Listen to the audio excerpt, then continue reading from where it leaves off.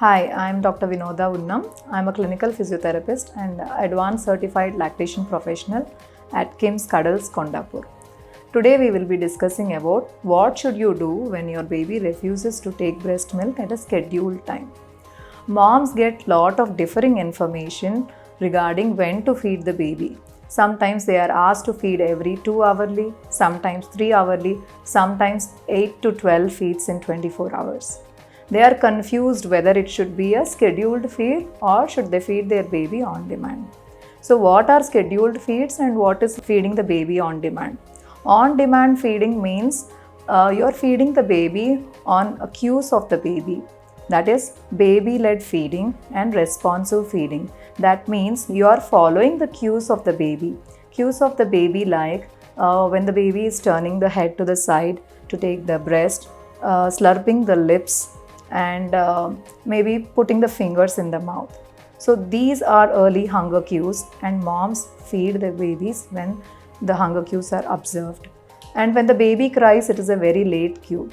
So here the mom is following the cues of the baby and feeding the baby. On the other hand, feeding on schedule means you are breastfeeding your baby on a specific amount of time and at specific intervals, which is not determined by the baby.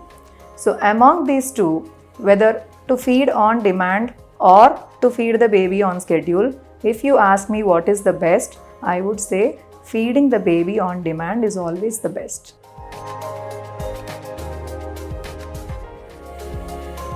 We have to understand that breastfeeding is an instinctual behavior for the babies.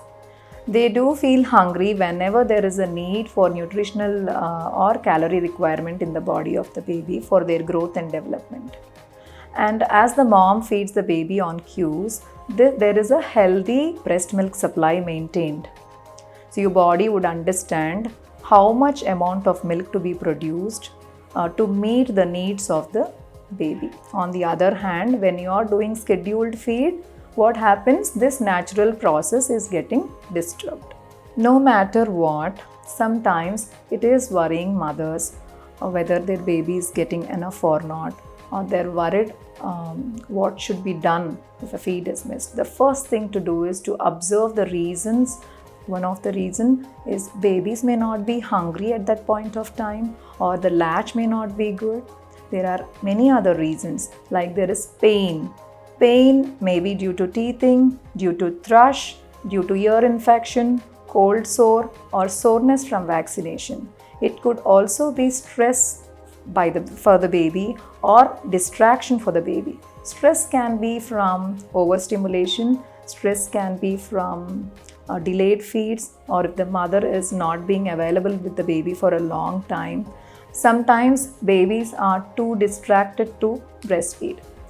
Sometimes changes in the mother's smell and taste of breast milk will also be unpleasant for the baby to continue breastfeeding.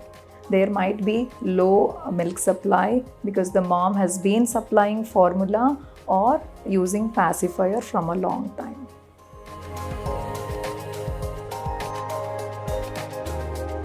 Keep trying to breastfeed the baby after next half an hour or the next 1 hour.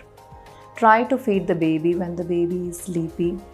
Try to change feeding positions that might be helpful for the baby. Suppose if the baby is having a stuffed nose, baby might prefer to put the head little higher.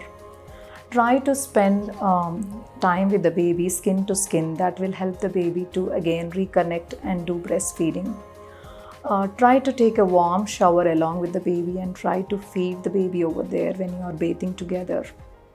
Try to avoid distractions. Try to feed the baby in a quiet room and try to address the biting issues if at all anything is there in a smoother way. Try to slip your finger into the baby's mouth and gently remove your nipple and areola from the mouth of the baby. It's also important to evaluate changes in your routine. Maybe a change in the smell might be because of the soap that you use, the lotion that you use, or the perfume or a deodorant that you're using. Evaluate if that is disturbing the baby. Also find out if there is anything that is changing the taste of the breast milk, the food that you eat, the medicines that you take. These things will definitely help you to understand what is going on with the baby and will help the baby to breastfeed well. But do understand, if it is really troubling you, it is very important to maintain a healthy feeding log for the baby. Instead of a scheduled feeding, we would recommend you to have a feeding log with 3 slots for it, where you jot down the feeds, the pees and the poops of the baby. If the recommended number of feeds are happening, the pees and the poops are happening, then you understand that feeding is going on well or not. Healthy weight gain by the baby is also an understanding that feeds are going well. So check with your pediatrician if the baby's weight gain is good and the urine counts of the baby as recommended is going on well, then do not worry. Sometimes it is difficult with a preterm baby to manage this feeding log. You have to follow the recommendations of the pediatrician if the baby is having any other special requirements. Thank you.